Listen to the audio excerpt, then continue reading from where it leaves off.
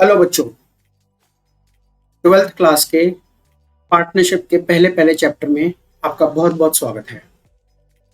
आज हमने पार्टनरशिप का पहला चैप्टर फंडामेंटल्स ऑफ पार्टनरशिप के बारे में स्टार्ट करना है। सबसे पहले आइटम हमें पार्टनरशिप के डेफिनेशन को समझना है। पार्टनरशिप क्या होती है, पार्टनरशिप किस कानून के अंडर में कवर है, पहले इस चीज को समझते हैं।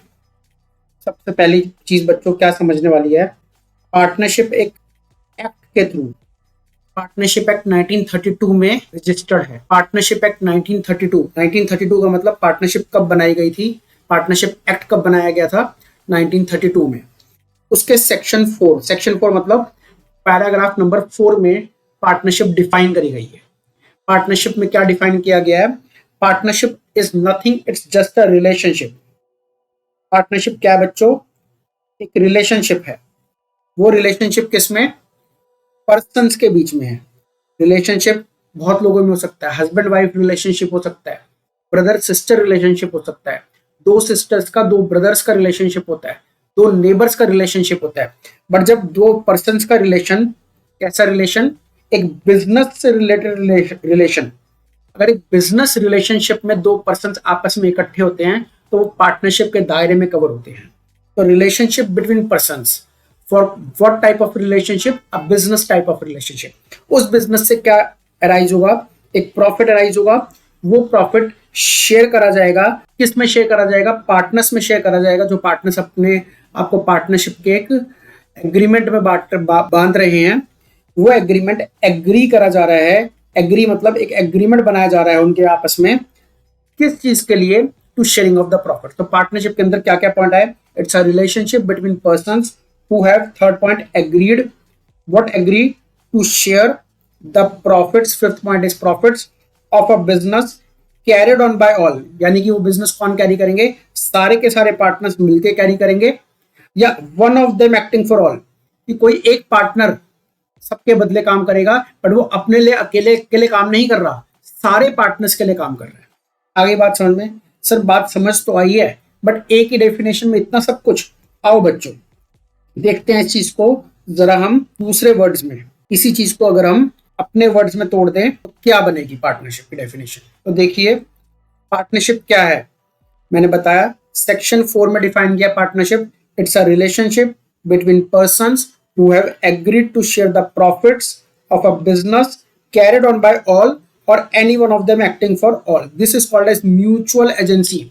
पार्टनरशिप का रिलेशनशिप क्या है, एक म्यूचुअल एजेंसी रिलेशनशिप है, यानी कि एक पार्टनर अकेले भी काम कर सकता है, सारे पार्टनर सबके लिए भी काम कर सकते हैं। जब एक पार्टनर काम करेगा तो वो सबके लिए करेगा, और सारे पार्टनर जब काम करेंगे तो सबके लिए करेंगे। इसको और डिटेल में समझते हैं एक एक करके। जो ऊपर हमने फीचर्स 7 पॉइंट्स पकड़े हैं उनको एक एक करके डिस्कस करते हैं। तो पहली चीज पर्सन्स कितने होने चाहिए, मिनिमम क्राइटेरिया है कम से कम 2 पर्सन्स पार्टनरशिप में होने चाहिए। मैं कहूँ कि मैं अकेला पार्टनर हूँ, is it possible, no, it can't be possible कि अकेला एक ही पर्सन पार्टनर बन जाए। मिनिमम 2 पर्सन चाहिए पार्टनरशिप बनाने के लिए। बट मैक्सिमम पार्टनर्स कितने हो सकते हैं, मैक्सिमम की डेफिनेशन में दो क्लॉज कवर है। एक 50 पार्टनर्स मैक्सिमम हो सकते हैं, एक 100 पार्टनर्स मैक्सिमम हो सकते हैं। तो देखो बच्चों हम सीख रहे हैं पार्टनरशिप एक्ट 1932। पार्टनरशिप के अंदर कंपनीज एक्ट का जिक्र आ जाता है। कंपनीज एक्ट में कब बना था, पहली बार कंपनीज एक्ट 1956 में बना था। फिर ये 1956 वाला एबॉलिश कर दिया गया, बंद कर दिया गया, और एक नया सेक्शन, नया लॉ बनाया गया 2013 में। तो कंपनीज एक्ट 2013 आज की डेट में स्टैब्लिश्ड है हमारे इंडिया में। उसके सेक्शन 464 में बताया गया, यानी कि जब पार्टनरशिप जब कंपनीज का लॉ बना था, कंपनीज एक्ट 2013 बना था, उसमें डिफाइन किया गया there can be 100 partners in a partnership firm. But 2013 के बाद जब रीचेक करा गया तो 2014 में रूल्स आए। किसके रूल्स आए, कंपनीज मिसलेनियस रूल्स आए। उसमें डिफाइन किया गया कि 50 पार्टनर्स मैक्सिमम हो सकते हैं। तो सर हमें कितने याद करने हैं मैक्सिमम पार्टनर्स, 50 या 100? बच्चों पेपर के पॉइंट ऑफ व्यू से आपके मैक्सिमम पार्टनर्स 50 हो सकते हैं, 100 नहीं हो सकते। बट हाँ, किसी दिन पेपर में ऐसा लिखा जाए कि एज पर सेक्शन 464 बताओ तो मैक्सिमम नंबर ऑफ पार्टनर्स कितने हो सकते हैं, 100। But as per miscellaneous companies rule जो कि बाय डिफॉल्ट लॉ है, तो उसमें कितने पार्टनर्स हो सकते हैं, 50। आगे बात समझ में, हाँ जी सर आगे बात समझिएगा। These persons cannot be partners, सारे लोग पार्टनर्स हो सकते हैं बट इन 3 कैटेगरीज को छोड़ के, पर्सन्स ऑफ अनसाउंड माइंड, जो पर्सन अपने माइंड से थोड़ा सा सेंटर में ना हो, थोड़ा सा पगला गया हो, वो सही बात ना करता हो, अनसाउंड माइंड जो डिक्लेयर्ड बाय लॉ हो, वो पार्टनर नहीं बन सकता। पार्टनर डिस्क्वालिफाइड बाय लॉ, जैसे कि कोई पर्सन अगर इनसॉल्वेंट हो जाए तो insolvent person can not be a partner in any partnership firm. और माइनर, एक 18 साल से कम उम्र का व्यक्ति पार्टनर नहीं बन सकता। अरे सर, हमने तो सुना है पार्टनरशिप में एक माइनर एडमिट हो सकता है पार्टनरशिप में। नहीं, minor cannot be admitted as a partner in a partnership firm except one clause. Minor can be admitted as a partner only for the benefits of the partnership. Partnership में अगर कोई भी profits होंगे तो minor उस profits को share करने के लिए तो पार्टनर बन सकता है, बट लॉसेस को शेयर करने के लिए नहीं। मतलब minor may be admitted for the benefits of the partnership, that is minor can be admitted as a partner for profits only. Profits के लिए पार्टनर बन सकता है बट नॉट फॉर लॉसेस। ये कहां लिखा है? Section 30 of the partnership act में लिखा गया है पार्टनरशिप में कि माइनर बेनिफिट के लिए पार्टनर बन सकता है, लॉसेस के लिए नहीं। अब पार्टनरशिप कैसे ऑपरेशनल होती है? एग्रीमेंट के थ्रू।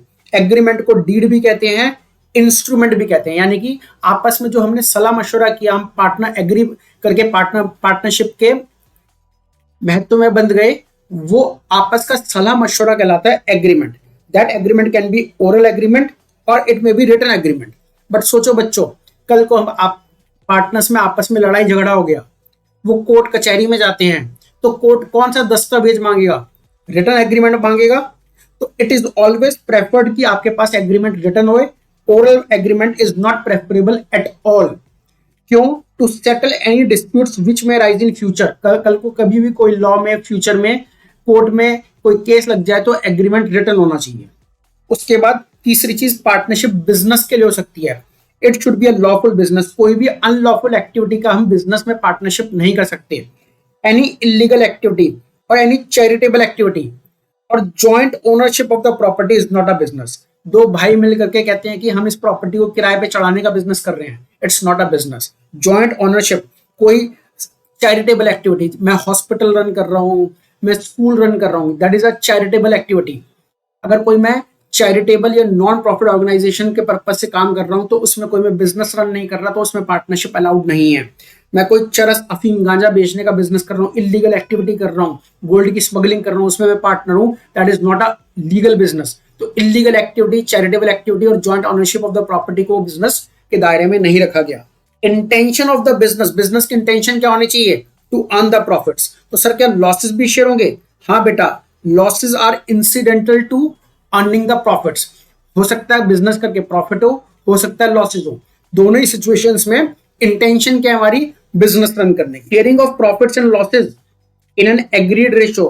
पार्टनर्स जब भी प्रॉफिट्स या लॉसेस को शेयर करते हैं तो एक शेयरिंग रेशियो डिसाइड करी जाती है, उस रेशियो को बोलते हैं प्रॉफिट शेयरिंग रेशियो। उस प्रॉफिट शेयरिंग रेशियो में पार्टनर्स को प्रॉफिट या लॉस एग्रीड रेशियो में शेयर करने हैं। Last and not least, mutual agency. Mutual agency मतलब प्रिंसिपल एजेंट रिलेशनशिप, बहुत इंपॉर्टेंट है आपके बोर्ड्स के लिए, कई बार इस पॉइंट पे से क्वेश्चन उठ के आता है। Partners are agents as well as principals. क्या मतलब हुआ? जब एक पार्टनर एजेंट होता है, लेट सपोज एक पार्टनर कोई काम करने के लिए, बिजनेस के पर्पस के लिए किसी मीटिंग पे गया, तो वो अकेला मीटिंग कर रहा है बट वो रिप्रेजेंट कर रहा है अदर पार्टनर्स को कि मैं उनके बिहाफ पे भी कोई डिसीजन ले सकता हूं।